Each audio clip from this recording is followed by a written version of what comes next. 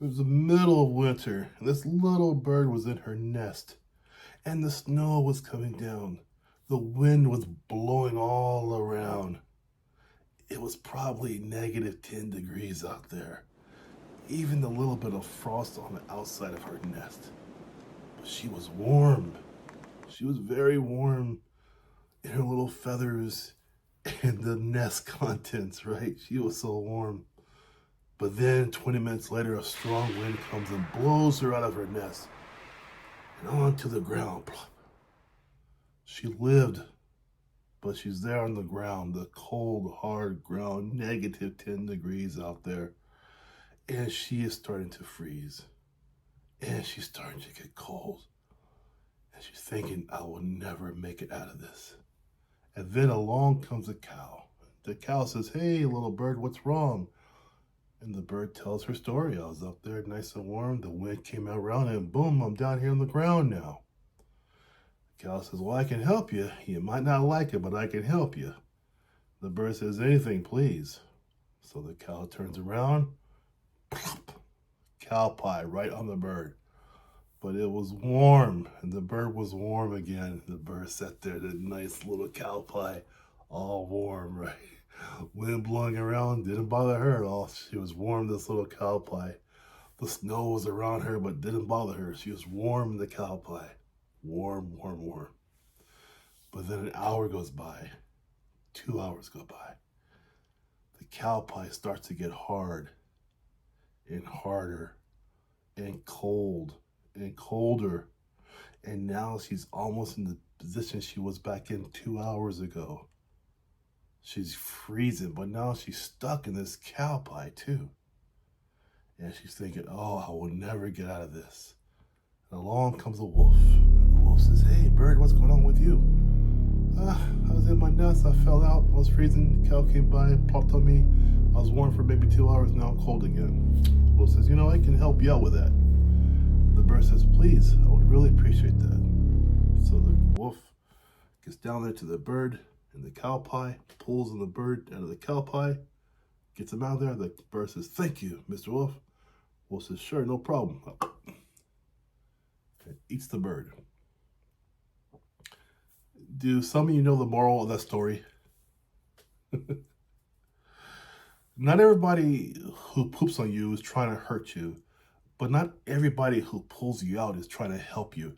Now, during the course, you're going to hear this sometimes. If you have a relationship, or life coach, you might hear this from them, right? Or maybe not. I'm kind of different in my way I talk to my clients, the way I help them, the way I guide them, the way I support them. But sometimes, though, 2 months ago, one of my clients was asking me about this, and she wanted to know my opinion of our progress so far. And because some of the feedback, most of it was great, right? But I'm also a straight shooter. So some of it maybe wasn't that great, which is good though. It means there's still progress to be had. And her response was, wow, that's kind of hard.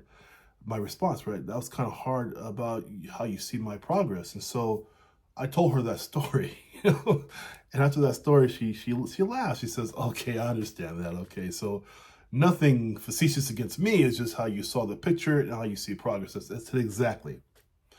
A good coach is going to tell you the truth at all times, right? Because we're not here to be your best friend. The reason why I say that is because some best friends don't tell you the truth because, well, they love you. They rather have you not suffering, so they don't tell you the truth. A relationship coach or a life coach should always tell you the truth because our goal is to make sure you get to your goals, right? For my programs, my end result is always we got to get to the goal we make for you. I start you here, but at the end of our progress, whether it be the 1 month program, 3 month or 4 month or whatever it is I have you on, this is where I want you to be. If I had to hit you on the truth sometimes, right? If it's there, we hit the truth. We take it on face on. And we don't try to evade or dodge or go around to make you feel good. That's not my goal, right? You don't hire me as your relationship coach to make you feel good, right? You hire me to help you understand the truths and the stumbling blocks in your way to help you get to these goals, right? Got a client His goal was to attract a certain type of woman, a certain type of female. So basically, for him, we had to do a revamp of personality, right? We truly a revamp of interest, revamp of how he sees self, right? I say that a lot to my clients, how you see self. And I told him the same thing.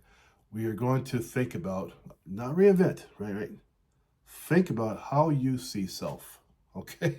And so once we get that, then we can go forward. And him too, he said to me one time, boy, that's kind of a harsh assessment of where I'm at. Told him the bird story, and then he says, got it. You're not trying to do damage to me, you're just trying to help me out. Correct. Because sometimes when I have to poop on you, right? It's not to hurt you, it's to help you grow, to help you get to that goal. Because that's my sole reason for being in your life, is to make sure you acquire those goals and make sure each step along the way that's met, a lesson has been learned, a lesson has been learned, lesson taught. And we go on from there, correct? So if you ever hear that story from anyone, whether it be a coach or someone in your life, believe me, they care about you. They're just trying to tell you in a different way that sometimes they may sound vicious or terrible, but the end result is that they care about you enough to want to help you hit your goals. That's what I do, especially when I do my relationship coaching, whether it be for a marriage or a person who's single or a couple who's dating, whatever, living together, it doesn't matter. Is that as long as you understand, when we have our first meeting, sometimes you're going to hear those truths from me, but they're not meant to be uh, facetious, hurting, degrading, none of that kind of stuff. Because I'm not here for that for you. I'm here to help you achieve your goals and help you to become a better person than you were when we first met. All right? So there we go. You take care.